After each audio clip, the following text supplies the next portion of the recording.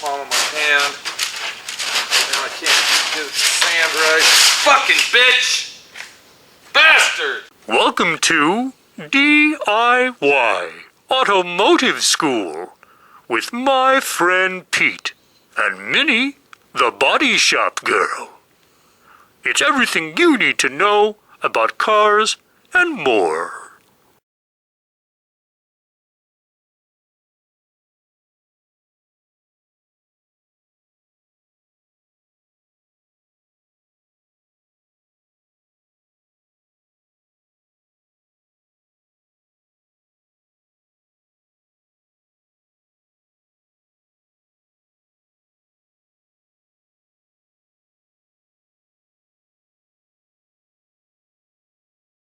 Hey, how's it going out there? This is Pete over at SWRC. We're working on the 1966 Chevy truck. I'm doing all the body work up, and you know, I'm running into problems sanding. I'm running into problems because we got this groove right here, okay, and I'm trying to use my palm of my hand here to get it, and you know, I don't want to use my hand because then we're going to have ripples in it, and it's a pain in the fucking ass, you know. It's just one of them things. It's kind of like driving down the highway during rush hour and you're trying to get over in the other lane, and the inconsiderate rude bastard next to you won't let you in, and you got to get off on the next fucking exit, and now you're stuck in traffic. And well, you know what I'm talking about when I say pain in the ass, because it's just a pain in the fucking ass. But you know what, my friend Pete also has the solution for the situation at hand, and we're going to show you how to take care of a problem like this when you're getting inside these and you're sanding all these grooves that go like that and like this. And you know, you can't use your square block because the square block, it doesn't work right, and all you're doing is using the edge of that block instead of the whole piece of sandpaper. Let's go over to the workbench. Let's see what we got today and how we're going to fix our problem that we have so we can get out of the fucking bumper to bumper traffic and back on the right road that we're supposed to be traveling on. Alright, if we look right here, over here at our Bondo table, this is where we mix our Bondo. We slap it on the car, we let it dry, then we got to sand our Bondo down. But there's a lot of contours and a lot of concaves on the vehicle that are inside curves and this, that, and the other that are really hard to reach. But, you know, we got two different blocks here. We got the big long block, and we also got a little short rubber block. Now, these are the blocks that I usually use right here, and you can buy these blocks in a kit. They're very handy and very, very flexible. They're a good block, they're lightweight. But then we got the solid rubber block that we use as well, and this is good for many, many things called block sanding. And then, of course, when we get into those curves we're talking about, and speaking of curve, here's a curve right here on this. We'll just use that for an example. You can see that's the inside curve. Now, to sand that, most of the time you take your finger like this, let's say, and then you'd come over here, and then of course you'd sand that out. But what happens is you're not getting a proper finished sand job that you need because you're using your fucking hand. And when you use your hand or your finger, you can see it's not a flat, perfect surface to be sanding with. Okay, every finger that you have has a curve on it and ridges, this, that, and the other, and that's what's going to happen to you if you continue to use the hand for sanding. So let's not do that.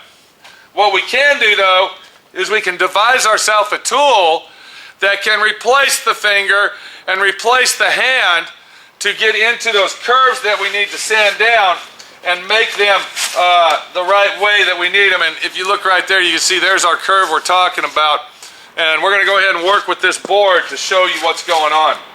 So what we're going to do today, we're going to make our own custom sanding block, and it's going to be a very, very good tool to have around the shop and keep in our toolbox for handy items and handy jobs, just like what we're facing on our 1966 Chevy truck. And the tool that we are going to make our sanding block out of is 1 1/4 inch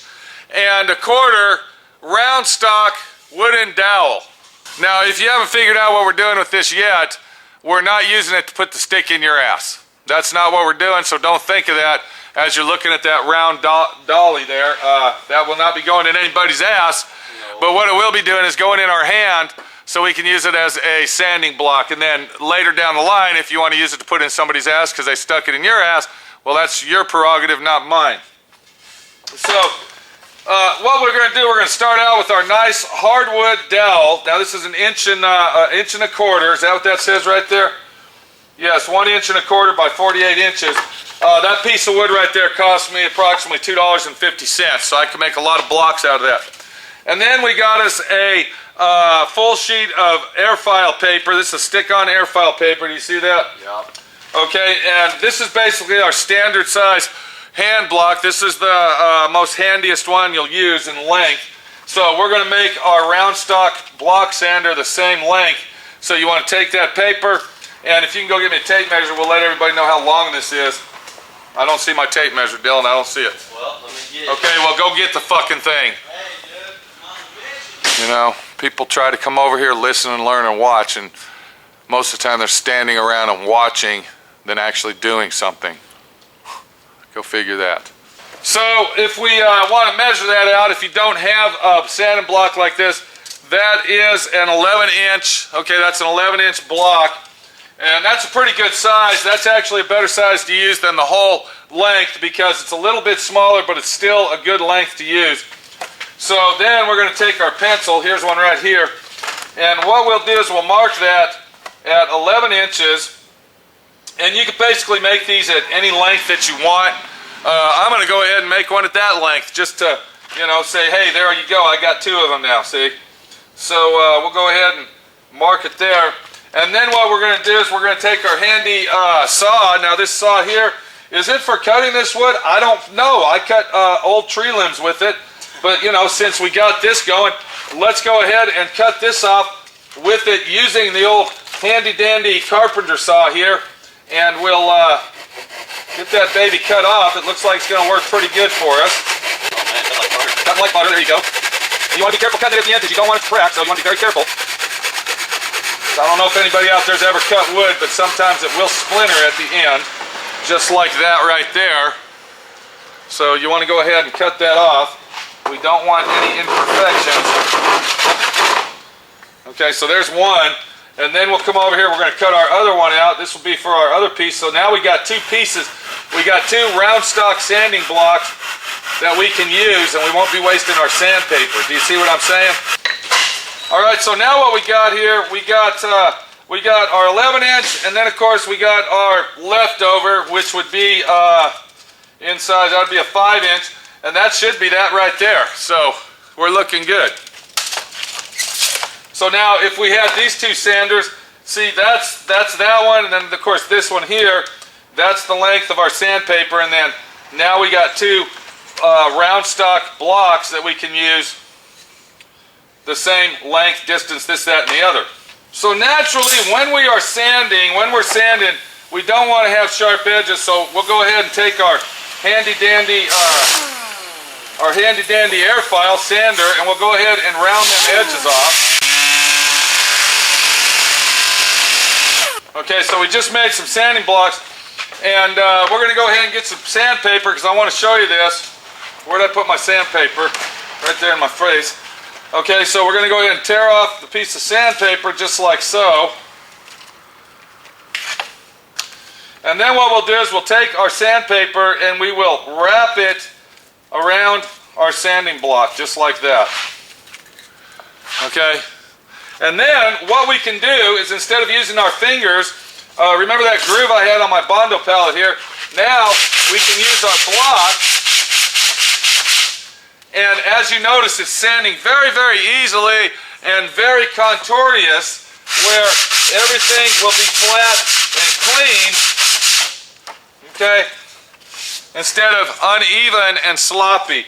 Let's go over to the truck. I want to show you how to use this. I'll go ahead and take my other block here, and we'll go ahead and cover that because we're going to need that. And I'm going to show you that this is not just made for round inside curves, but it's also made for flat surfaces as well for precise sanding jobs such as our truck. So now on our 1966 truck, now that would be any of these old Chevy trucks. Maybe you might have a Ford or something that's got the same thing. You got that curve that goes like this. Do you see that, Dylan? Yep. Okay. Bring it on a little closer over here. So we're going to take our sanding block that we just made, and if you notice, this is the big one. It's going to cover all of our Bondos, so we don't have to do a lot of You see what I'm saying? Yeah. And we're gonna go ahead and start sanding that down just like that, using our block.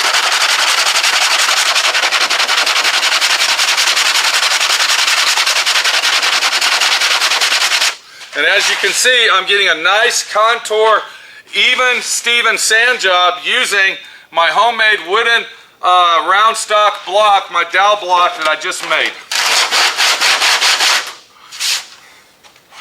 Once we tear it down, we want to get a little more precise. We'll take our little block,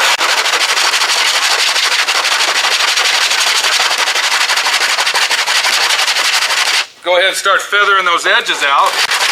And don't forget, we got sandpaper all the way from here all the way around. So you don't have to stay in one place. And now, you can see, just from using this wooden block, you can see how I feathered this area out, and it's already almost done and ready for primer. Now, of course, this is where we're starting to get the flat side, but I'm still using my round block.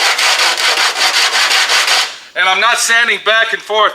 I'm sanding at a crisscross pattern. Do you see what I'm saying? Yep. So I'm not sanding across because now that we're on the flat surface, we don't want to put a groove in it, but we want to sand that down. So I'm using it as a cross pattern, tight sanding to achieve what I want. And you can see now the low spot is almost gone. You see that? Yep. And we've still kept our curve here. And I got to put one more coat of Bondo on that to level that out. But if I was doing it by hand, if I was just using my hand to do that, okay, it would appear that all this was gone and it would look like it's finished. But once we painted it, it would show a ripple there. And that's why it's important to make sure that you always use a sanding block just like that. And you can also notice when I'm sanding, it's very precise, and you can see how close I'm getting to this chrome here, and I'm not even hitting the chrome because I'm using this small block as a sanding device. Now, let's say that you want to keep on going, and you're saying, well, you know, I'm sanding this, I might as well start sanding that. Now we get our big block out. Do you see how I'm cross sanding that? Do you see that? Look how nice that comes out. You see, anywhere there's a curve, the round stock block is the block to have. Plain and simple. Easy to make, very cheap and inexpensive, and it's a tool that you can say, what? It works, dude, for cheap. It works, and I made it, and my friend Pete showed me how to do it. This is Pete, my friend Pete, showing you the tech tips and tricks that it takes to get her done. And if this bitch ever goes bad on us, guess what? We throw the motherfucker in the trash, we get our leftover stock out, cut us a new one, and we're down the road, getting her done, doing it right. My phone's ringing, I gotta go.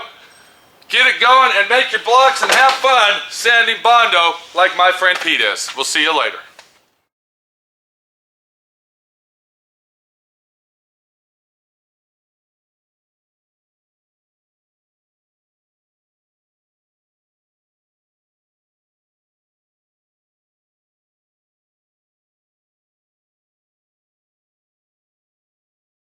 Thanks for watching D.I.Y. Automotive School.